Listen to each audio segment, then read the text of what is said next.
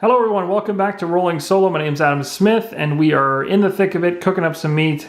I'm very sorry, in the last video my camera just shut off inadvertently, so we were in the middle of losing a card. You had just seen that the hook gun was taken, so I went ahead and I did lose the hook gun, so now we're going to go ahead and just put these cards back into the tray for the Tinker. So just bear with me here as I kind of throw these back up, and shouldn't be all that much effort to do so. Although I gotta admit that the Tinker has quite a bit of cards, so hopefully this won't take too long. So 17. The good thing is that we ended up keeping the attack 3 card, which I think is really useful for when we're running around grabbing the meat and from the stove or the hot coals and trying to get back to the table in order to feed this ridiculous pile of Spermling Scouts that somehow need a bunch of food in order to regain their strength and attack a temple. So there we go, done. Short rest is over. So now we're gonna do the same thing with the Craighart. I'll do this on camera as well. We're gonna go ahead and split these up. Just cycle them around a little bit, split this in half. And we're taking the attack 3, again, a really good one. I'm going to take a damage because I do not want to lose that. Well, actually, no, I don't want to lose that one because that's not even a losable card. So I'm going to go ahead, lose a damage, or take a damage, sorry. We're going to pick another card, and it's going to be this one, the attack 2, range 5, heal 2. So I will lose that. I don't have a choice. It's going in my lost side of the pile, and then everything else comes back. So 35, 87, 46, 41, 13, 77, 75, well that worked out pretty good, 61, and 82. Oh, almost got them all in a row there. That worked out really nice. All right, we got all our cards back, ready to go, and again, no elemental changes needed, nothing else. Everything is moved. We already moved, in the prior video when things cut out, we had already moved the food, so it's ready for pickup. So we know that's a huge focus for the Tinker, and then the Craighart needs to get away from all these guys, or at least get into here so we can start doing something fun. So for the Tinker, it's plainly obvious. We need something with a heavy attack, and we need lots of movement, and we need to get back to this table right here. So let's find something that'll give him a nice big attack without losing his cards. Well, how about the card that we were about to lose in the first place? Let's do this. It's a 61, so we'll choose this particular card, and then we just need a real big movement to get out of here.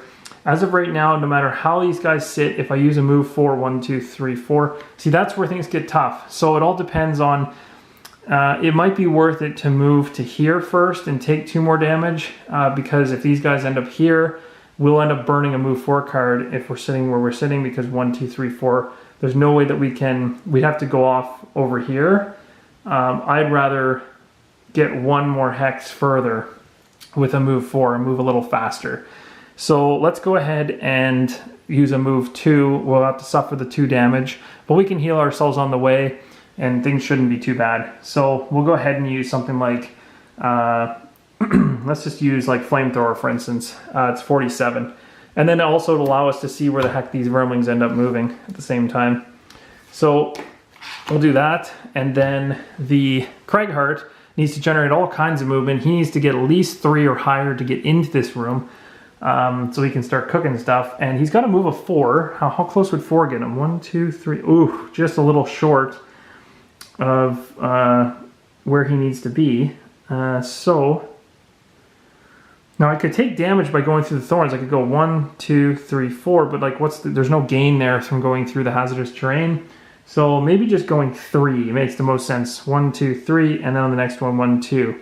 So we'll do the Dirt Tornado for 3, which is a really low initiative. And then he'll be taking 2 damage, so he'll have 3 damage on him. So maybe we can find a heal 3 or something that can bump him up that way. We do have a heal 4 card. We could wait till he has a little bit more damage in order to use that. We have nothing else we really need to attack right now. So we'll just use a card that we're essentially going to burn anyway. We'll have him go, I don't know, having him go early there doesn't make much sense. We'll pick something like, we like movement cards. This one, let's use this one, 75. So we're going to have our guys go pretty late in the round. and we'll see how this goes. So now we're going to head and flip our cards. So we got a 75, we got a 47, and for the scouts, we got a 54. So first one up is going to be the Tinker, and the Tinker is right beside the meat that he needs to pick up. So that's great news. So let's see if we can go ahead and pick this stuff up and get running with it. So we're going to go ahead and use the attack 3. Now remember, range does not come into effect in this scenario. We are not disadvantaged by that. So we're going to go ahead and reveal our modifier, +1, sweet. So we guaranteed picked up all 3 cooked meat pieces off the grill, the hot coals, and we put them back on the Tinker's playboard, and he is ready to book it out of there. We're going to go ahead now and use this for 2 movement. He's going to move 1, 2. He'll take 2 damage. Because he landed on a tile with damage, but he's still doing all right. And then these 2 cards are going to be discarded. So they'll go in the discard pile. All right, and then we're going to come over here, and it's not the Cragheart's turn just yet. It is now the Scout's turn. They got a 54, and it says that they'll move counterclockwise if 54 or higher. So again, we're going to be moving backwards, so we're heading back up the thorns here. So this is kind of where they're going to be blocking us up a little bit. But now the Cragheart's got kind of he could go around, he can go through, all that kind of stuff. Now, one thing I might be messing up here. Oh, shoot, and I think I did. Oh, I might have played this wrong, because I think, oh, drat. Oh, no, the Vermling Scouts block normal movement, but otherwise considered allies to you. Shoot! So, okay guys, I really apologize. I'm glad I caught this now because it's relatively early in the scenario, but they were supposed to block my movement. So the only time that would have affected us so far would have been back here when the Cragheart was here and there was Vermlings here and here. He wouldn't have been able to get out and do as much as he could have back then. So I do realize that I made that mistake. Going forward, these guys are going to block my movement. I'm not going to be able to move through them and stuff like that. But I was starting to think like that this doesn't seem like these guys have that much of an effect besides making you burn more movement to get past them. But I must have blacked out. That's what happens when you have scenario rules that are specific. So sorry about that, guys. So going forward, as of right now, these guys are going to block us every single time. I don't know why I forgot that because I read it right at the beginning. But anyway, so let's keep moving. So I know there's probably a large majority of you that were in prior videos commenting saying like, oh my gosh, what are you doing? You can't move through that stuff. I do apologize. I did that. Now I can't think of any other times where a guy was surrounded and couldn't move around, because I think the Tinker got over here way faster than he was able to get blocked. So I think everything's fine. I think it was just that one time. So in other words, the totem would have potentially not been moved way back, and then, but regardless, we know our Cragheart had the power to destroy an obstacle, regardless of his hit points. So we went ahead and destroyed it. So it shouldn't change. It's not going to change anything. We're still going after our main objective, which is to get 14 of these cooked things back and forth. So at least we caught it really early. So now we're going to go ahead with our Cragheart and do his movement. So he's going to go ahead and do his move of 3, and he doesn't really have to attack anything. I'm choosing not even to use this. I'm just going to burn the card. So he's going to go, he can't go this way like we used to go. So he's going to go 1, 2, 3, and then that's it. He's on a safe tile, so he's fine. These 2 cards get discarded, and we do our end of round. No short resting, no shuffling, no elemental, and no cooked food sitting on the grill. So we are good to go. So the Tinker wants to keep moving. He's going to want to bust around this as fast as humanly possible. If he goes 1, 2, 3, 4, at least he's in the clear. So we want the Tinker to go 4, and we also want him to go really early. He could also potentially heal the Cragheart or even himself. So why don't we do that? Why don't we do some healing? A heal of 4 would be useful right now. So let's just do the heal of 3. Plus a 17 will make sure that he goes really early so that he can get past all the guys that are going to try to block him. That'll be their card. And then for the Cragheart, we just want to get him in there so he can cook. So a movement of 1, 2, 3 is all he needs. So we can go like this with a movement of 3. And then once we're in there, we want to do a big attack so that we can, or not a big attack because he automatically will throw his stuff on the grill. Probably a heal would be useful because he'll take some damage. So maybe we'll use our heal 4. And that'll let him go at 29. So that's pretty good. All right, so we got 29 and 17. Our scouts are going at 53, so they're going late. That's good. So let's go ahead with our Tinker. Our Tinker is going to go and do the... What are we going to do with Tinker again? We're going to heal and move. So let's heal first. We'll heal ourselves up to 7, which is not bad. This card is now discarded. And then we're going to go ahead and move 4. So Tinker's going to move through his ally. 1, 2, 3, 4. Getting all the way back to that table. That is discarded and done. Go to the Cragheart. We got 2 cards. We want to... we'll wait to heal once we're in there. So we'll move 3. So 1, 2, 3. And then I think... at this point, I think it's... I'm just going to read the when you actually get hit by that 2 damage. It says... if a character, at the end of their turn, they suffer 2 damage if they're there. So technically, if we heal 4 right now, we're not going to be able to use it for its full capability. So it probably was a bad time to use it. That's too bad. But we got to use it regardless. So we'll just use it now. It'll heal us up 1, which is it was kind of a crappy strategic choice there. I should have waited. So those 2 cards are discarded. The elemental track goes up for the leaf as well. So that goes to the strong column. And then, of course, we've now ended our turn for the Cragheart. So he's going to take 2 damage for standing there.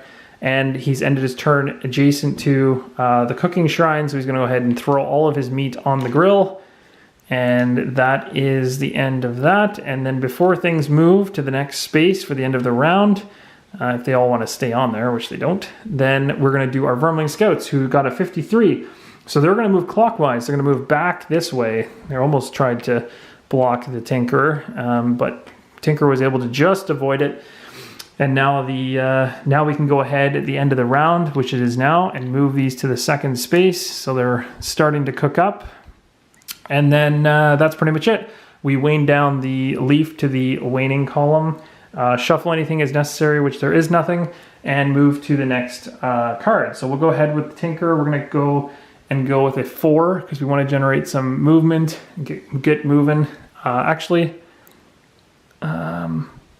We want to make sure that once we get back to this table, well, actually at this point we're just going to be dropping off the cooked food, so we're okay. So I'll use the 20, and I'll use the because I do want to go early enough that these guys can't block me. That's the other thing that's really important.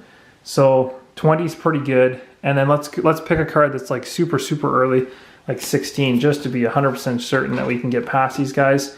So 16, and then for the Cragheart, essentially just is going to sit still, probably move over a space, and just camp out waiting for his food to cook. So we'll go ahead and use, this is a really good attack 3, so we're going to want this when we pick up the food. So let's hold on to that, or this. So for now, let's use the rock tunnel, and we're gonna end up using it for move 2, and then we'll be burning something else. So we'll just use this one, which is just keeps us going high in the initiative, which doesn't really matter. The high initiative really doesn't matter at this point. It's probably not until we get 6 food on this table that things are gonna get really sketchy. So 16 and 13 are our cards. The Scout pulled a 69, so going late. The Cragheart now is gonna go. Very simple. The Cragheart's just going to move to get to the right side of the table, and that's it. I'm going to discard the fact I'm even using the other card, so it's going to use for move 2 and a nothing. And so both these cards are discarded. It is the end of his turn, so he's going to take 2 more damage, so he goes down to 6. And then we're going to have the Cragheart, or the Tinker is going to go, and the Tinker is going to... The Tinker is going to, let's see, might as well just keep running. So we'll do a 4 and then a 5. So we're going to go 1, 2, 3, 4, heal 5. Oh, sorry, we don't want to heal 5. Oh, it's just, we're going to burn the card essentially, because we don't want to use the heal 5 just yet. So burning the card, done. He's moved to there, and bringing back some food, and then that's pretty much it. I think that covers... and then the Scouts are going to go now. So the Scouts... My battery actually looks like it's going to die again here, guys, so if my camera cuts out, I will pick up in the next video. But the Scouts are going to move at a 69, which is going to be moving counterclockwise. So they're going to head back up to where they were before. So they're kind of all jumping up this way. Then we're going to go ahead and consume the element. nothing to reshuffle, and we're not going to short rest or anything like that. So that's the end of the round. So I hope you guys are enjoying. Really sorry again about screwing up the blocked movement with these guys, but I only think I encountered one situation where I would have broken the rules there.